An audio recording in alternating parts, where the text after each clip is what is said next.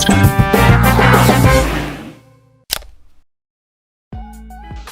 Sobat Ngobat, oke pada hari ini episode pertama kita, perkenalkan saya Dr. Aisyah Fikritama, saya dokter residen anak dan ini teman saya Dr. Ahmad Akbar, ya, Dr. Ahmad Akbar, spesialis penyakit dalam. Oke, hari ini kita ngobrol-ngobrol aja santai ya tentang seputar kesehatan. Nanti kalau misalnya dari teman-teman ada pertanyaan silahkan ketik komen di bawah ini. Oke. Dok, ada pertanyaan nih dari teman-teman saya nih. Kalau suka sering ke belakang, kayak anyang-anyangan, itu sebenarnya kenapa ya dok ya? Oke, yang karena sering BAK ya. Terus terutama mungkin anyang-anyangan itu istilah Jawanya apa sih? Kayak sering pipis dikit-dikit gitu ya? Iya, kayak nggak lampias gitu ya. Lampias gitu. Oke. Kalau misalnya usia produktif muda gitu, mungkin akibat paling sering mungkin karena infeksi saluran kemih, bisa karena batu saluran kemih ya. Ciri-cirinya apa nih dok? Nah, jadi kalau misalnya dia pengantin baru tuh sering tuh datang tuh karena demam, terus dianyang-anyangan, terus indikasinya ke infeksi banget. Jadinya ada suatu kumpulan bakteri lah ya di daerah saluran kemihnya yang menyebabkan dia itu menjadi berkeluhan ingin kencing terus ada demam, nyeri pinggang, mungkin sampai kalau dia ISK atas kan ya dok, dia sampai menggigil, sampai ada komplikasi yang lainnya gitu. Nah, hal ini kalau disambungkan dengan adakah hubungannya dengan pengantin baru gitu ya dok?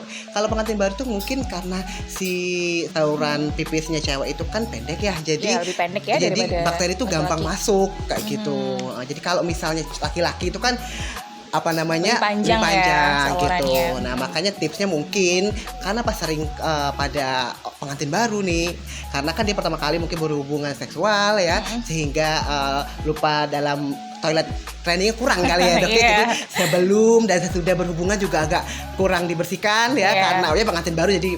Mungkin ada ini nggak dok tips kalau misalnya untuk pengantin baru sebelum melakukan hubungan suami istri itu harus gimana nih biar nggak terjadi? Ya, kalau dari segi kesehatan itu tips-tips sederhananya ya kita melakukan toilet training ya dok ya, pembersihan alat kelamin setelah dan sebelum berhubungan.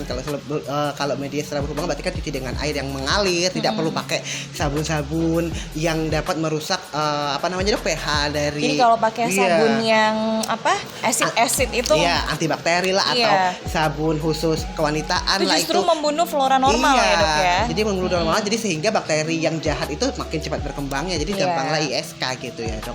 Belum lagi nanti dia ada masalah lain misalnya keputihan seperti itu.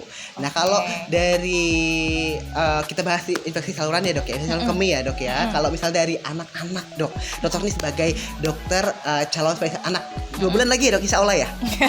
Mohon doanya. Amin ya. Doa lagi kayak resmi SPA Dokter Aisyah. Kalau dari anak-anak tuh sering nggak sih dok pengaruh misalnya ibunya bilang demam, terus mungkin anak-anak kan nggak ngerti ya dok, anyang-anyangan ya, tahu kan dia pakai popok, pakai pampers gitu ya, atau mungkin karena demamnya itu atau dia nyeri saat pipisnya, ada nggak dok ciri khas untuk anak-anak nih tertular ISK gitu dok? Ya sebetulnya kalau ISK pada anak itu seringkali asimptomatik atau tidak bergejala ya. Jadi bisa datang dalam kondisi demam gitu aja. Jadi demamnya mungkin 3 hari atau berapa hari. Kemudian untuk keluhan buang air kecil anyang-anyangan sendiri jarang ya kita temui pada anak. Kita tahu sendiri anak-anak kan nggak sulit ya mengungkapkan rasa keluhannya ya. Jadi kalau pada anak-anak itu tidak spesifik, biasanya akan demam dulu, kemudian mungkin buang air kecilnya berkurang, sedikit keruh gitu. Biasanya juga dikarenakan dia kurang minum, suka nahan kencing lama kayak gitu. Nangis nggak dok sebelum ada rasa nyeri ketika dia mau BAK gitu, dia nangis kayak gitu? Ya dok? Bisa tergantung usianya. Kalau misalnya anak-anak yang usia preschool gitu mestinya kayak gitu. Tapi kalau udah remaja mestinya dia bisa lebih kayak dewasa ya, gejalanya yang BAK-nya agak anyang-anyangan kayak gitu. Itu sih nanti kita konfirmasi sama pemeriksaan urin seharusnya. Nah dok, misalnya kan kalau di dewasa nih ya dok ya, kalau ISK dewasa itu kan dia jika tidak tertangani dengan baik nih ya dok ya, misalnya dia diobati cuman ke dokter nih cuman diobati cuman rasa nyerinya aja tanpa antibiotik yang adekuat gitu ya dok ya, maka menyebabkan dia hilang nyerinya tapi nanti dia kambuh-kambuhan, sering relapse ISK-nya. Dan kalau emang udah resisten nih, ibaratnya kebal sama antibiotik yang puskesmas kayak gitu, antibiotik yang diberikan per tablet gitu kan, kita harus melakukan kultur urin ya dok ya, biar dapat si kuman apa sih menyebabkan si ISK tersebut. Kayak kultur urin nih buat masyarakat yang nggak tahu, kultur tuh kayak urin diambil dikembangbiakan di media kuman. Nah, supaya anak juga ada ya dok ya? Ada juga. Jadi terapi definitif, jadi yang supaya antibiotiknya tuh pas gitu sama kuman yang mau kita basmi nih. Misalnya penyebabnya gitu. A ya antibiotiknya A gitu ya dok. Nah dok, kalau dari orang dewasa kan, sisi dewasa nih, kalau dia demam bolak-balik infeksi kan menyebabkan satu hormon yang kita tuh nggak nafsu makan ya dok ya, ibaratnya jadi kita lemas. Terus kadang banyak orang yang datang tuh, dok saya tuh nggak sembuh-sembuh, terus lemas, nggak nafsu makan. Kalau pada anak-anak dok, bahayanya misalnya nih dia tidak tertangani dengan baik, karena dokter bilang tadi banyak banget yang asimptomatis yang nggak ada gejala. Jadi, tapi bahayanya kedepannya bagaimana dok, yang perlu bunda-bunda atau ayah di rumah ketahui untuk komplikasi ISK ini dok? Ya sebetulnya komplikasi ISK sendiri kan ada ISK yang sederhana, ISK yang kompleks. Nah untuk yang sederhana tuh sebetulnya ya selesai kita tangani dengan antibiotik ya sembuh gitu. Untuk rekorensi atau kekambuhannya itu tergantung dari gaya hidup dari anak itu sendiri. Misalnya dia juga sering nahan kencing, sering minumnya kurang sampai keruh gitu kan. Kadang-kadang kalau kita maaf ke belakang, kita lihat pipisnya tuh kalau misalnya kuning pekat itu arti kita kurang minum loh. Dehidrasi. Berbau nggak sih dok kadang? Ya kadang-kadang berbau ya. Kalau misalnya kita periksa di lab, urinalisis ya namanya, itu di dalam urinnya tuh mengandung bakteri yang cukup banyak, terus ada sel darah putih yang harusnya tuh nggak ada gitu. Karena melawan si infeksi tersebut ya dok ya. Melawan infeksi itu. Kalau komplikasinya sendiri jangka panjangnya bisa sampai ke gangguan ginjal ya mestinya. Tapi itu yang saya bilang bukan tipe ISK yang sederhana, yang kompleks ya. Itu nanti harus dikonsultasikan dengan dokter anak. Tentunya yang ahli nefrologi atau ginjal.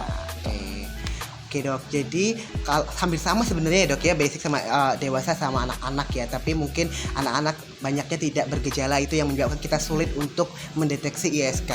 Terus satu lagi nih dok, kalau misalnya kan sering banget tuh curhatan di TikTok nih dok ya, lagi heboh anaknya itu sering pakai popok gitu, katanya popoknya mungkin ya popok yang kelas bawah misal, ibaratnya yang tidak begitu steril menurut dia gitu ya, menyebabkan anaknya jadi sering kena ISK gitu. Apakah ada suatu hubungan dok? Mungkin dokter pernah membaca tentang popok yang lama tidak diganti akhirnya menjadi infeksi dalam saluran kemih tersebut dok.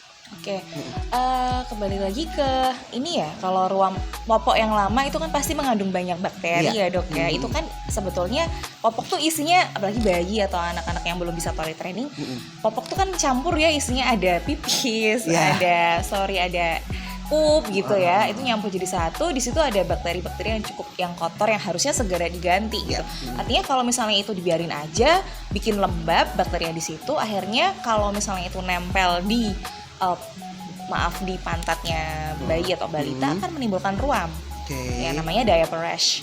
Diaper rash atau ruam pada si diapernya itunya. Nah itu ya tergantung dari sensitivitas kulit masing-masing orang, masing-masing anak kayak gitu. Kalau misalnya memang sudah terjadi diaper rash, memang harus kita kasih obat topikal atau salep gitu. Sampai bernanah bisa dong? Jarang sih ya, cuman itu kalau misalnya benar-benar neglected, nggak dibawa ke dokter sih terjadi infeksi sekunder biasanya kayak gitu. Oke dok, kalau bahas tentang tadi kan ISK ya dok ya. ISK itu sangat dekat juga dengan penyakit menular seksual ya dok ya. Yang kita baru-baru tahu ini di Bandung katanya kasus HIV itu meningkat drastis dok pada remaja sama ibu-ibu ya dok. Terutama kemarin di Bandung ya terakhir ya dibahas ya. Itu mungkin dokter ada penjelasan sedikit tentang kenapa kok bisa sampai naik, misalnya terutama pada mungkin remaja ya dok ya, sama ibu ya dok ya. Sebetulnya kemarin di Bandung juga kenapa ketemunya banyak, karena pastinya dia screeningnya juga banyak ya screeningnya banyak, otomatis yang ketemu banyak. Kalau misalnya nggak ada screening juga kita nggak tahu gitu kan. Berarti keren ya, kita perlu acungin jempol ya untuk Bandung. Terus kenapa kok banyak emak-emak atau ibu-ibu yang kena dan remaja? Nah, tentunya tidak memungkiri bahwa di sana juga banyak pelajar ya, anak SMP, SMA, mahasiswa kayak gitu, yang dilaporkan penularannya melalui narkoba, jarum suntik yang tidak steril. Terus maaf nih ya, kan sekarang udah zaman milenial ya, jadi kayak anak-anak zaman sekarang udah pada ngerti nih pergaulan bebas gitu ya. Jadi terkadang mereka udah nonton dari film-film yang dewasa atau ya blue film gitu ya dok ya. Terus mereka niruin apa yang mereka lihat gitu. Padahal mereka belum dapet basic yang betul gitu tentang sex education itu sendiri. Akhirnya imbasnya adalah penyakit menular seksual terutama yaitu HIV, AIDS itu akan lebih mudah tertular karena ketika melakukan hubungan seksual tanpa pengaman yang tidak safety tentunya akan lebih mudah menyebarkan penyakit itu. Kalau kita lihat dari bahayanya HIV ini ya dok ya, HIV kan dari awal kan mungkin keluhannya itu kan seperti orang kena flu biasa ya dok, kena virus biasa, misalnya demam, mialgia, terus agak sedikit mialgia tadi ini ya, nyeri otot ya gitu, kayak orang pada mau flu syndrome lah, kayak orang mau flu. Flu. Tapi kan setelah itu kan dok dia tidak bergejala itu dok, window period ya dok ya, bisa sampai 8 sampai 10 tahun ya. Habis itu baru dia jatuh ke AIDS kan, nah gitu. Nah pada untungnya nih banyak ketahuan di Bandung ini udah screening duluan ya dok ya. Kalau screening duluan mungkin bisa pengobatan yang lebih masif awal ya, lebih awal. Terus pengobatannya ini kan kalau kita ketahui bahwa ARV ini kan gratis ya dok ya, antiretroviral gratis, terus bisa didapatkan di vaskes terdekat. Itu sangat menguntungkan untuk pasien karena dia bisa menekan jumlah virus itu biar tidak membelah. Kalau terjadi AIDS itu kan karena itu ya dok, karena virusnya tuh banyak dan menguasai tubuh. Akhirnya dia menekan sistem imun. Kalau untuk anak-anak dok, kalau anak-anak dari ibu kan banyak nih dok yang bawa ternyata suaminya nih, suaminya jajan di luar gitu, luar ke istrinya sedang hamil, terus hamilnya menyusui gitu, itu bagaimana cara kita? Tapi di sini saya tidak menyalahkan satu gender ya, karena nanti takut nih bapak-bapak nanti marah sama saya. Apalagi bapak depan ini ya dok. Enggak ya ini. Iya memang kasusnya di Bandung dikatakan emak-emak kan polos nih di rumah aja, terus dapetin dari mana gitu kan? Ternyata suaminya nih mungkin kerja di luar, terus nggak taunya kemana nih jajan di luar gitu kan. Nah terus gimana kalau misalnya ternyata nggak taunya suami atau oknum aja lah kita ngomong ya, ternyata punya penyakit HIV gitu dan asimptomatik ya, belum sampai AIDS gitu, tapi di situ sudah ada virus HIV dalam tubuhnya yang bisa menularkan, yang bisa menular lewat darah sama cairan tubuh gitu, terutama kalau misalnya hubungan seksual ya, pastinya kalau suami istri ya. Nah nanti ketika ibu ini mempunyai anak atau pada saat hamil aja dulu itu kalau hamil sebaiknya memang ini kasusnya udah tahu kalau HIV belum nih ceritanya. Misalnya positif. Dia udah tahu ya kalau positif. Oke, berarti harus benar-benar kontrolnya ke dokter kandungan, harus di USG kayak gitu. Terus dari dia hamil itu udah harus mulai minum obat ARV yang antiretroviral. Memang sih obat antiretroviral itu nggak bisa nyembuhin ya dok ya. Cuman bisa kayak ibaratnya si menekan virusnya ini biar dorman, biar tidur, ditekan aktivitasnya, tapi nggak bisa dia mati gitu aja. Nah nanti selama hamil dia tetap harus minum ARV sampai nanti melahirkan, itu kita sarankan untuk SC dok, operasi. Jadi supaya dia nggak ngelewatin jalan lahir kan banyak darah tuh kan. Jadi resiko kan cairan tubuhnya masuk ya. Nah darahnya kan itu kan mengandung virus tuh, nanti kan ngenain si bayinya. Jadi kalau misalnya operasi sesar bisa kita minimalisir itu virusnya. Terus nanti kalau bisa juga nggak menyusui dulu. Karena dalam ASI kan terkandung cairan tubuh juga ya, kita meminimalisir ya. Memang ini masih pro kontra, karena ASI itu baik banget ya untuk bayi gitu, banyak banget kebaikannya kayak gitu. Terus nanti setelah bayinya lahir itu tetap langsung kita kasih profilaksis HIV, bukan obat HIV tapi profilaksis itu kayak pencegahan. Jadi nanti sampai umur 6 minggu itu kita kasih obat namanya Zidovudin. Nah untuk selanjutnya nanti bisa kontrol ke dokter anak aja sampai kita pastikan. Intinya kita kasih obat profilaksis lah ya dok ya. Tapi ada juga pada sisi dewasa itu juga kalau ingin menyusui itu nanti profilaksis itu beda dok. Jadi ada yang menyusui nanti profilaksisnya A kombinasi A misalnya gitu ya. Kalau kita sebutin juga percuma ya dok ya kayak. Iya, jadi intinya nanti yang ibunya ini kontrol ke misalnya kalau dia penyakit dalam ya, nanti akan diberikan untuk apa namanya profilaksis. Kalau dia menyusui dia akan regimennya ini, kalau tidak menyusui regimennya ini dan berapa bulannya kayak gitu ya. Tapi kalau untuk bayinya nanti serahkan pada dokter Aisyah, konsultan anak untuk dikasih profilaksis yang sesuai ya dok ya. Kalau yang hamil nanti dengan dokter penyakit dalam bisa ya. Untuk dewasa ya ibunya ya. Berarti sebetulnya ARV sendiri tuh nggak mesti di rumah sakit ya dok ya. Sekarang di Banyak, puskesmas di ada. gratis. Jadi sangat dekat dengan masyarakat ya, sebenarnya pemerintah sudah, dan gratis ya dok. Obatnya ya. gratis, disubsidi sama pemerintah. Memang agak membosankan mungkin ya dok, karena diminta ini kan masih stigma masyarakat masih seram ya dok ya. Ibaratnya HIV ini sendiri ya.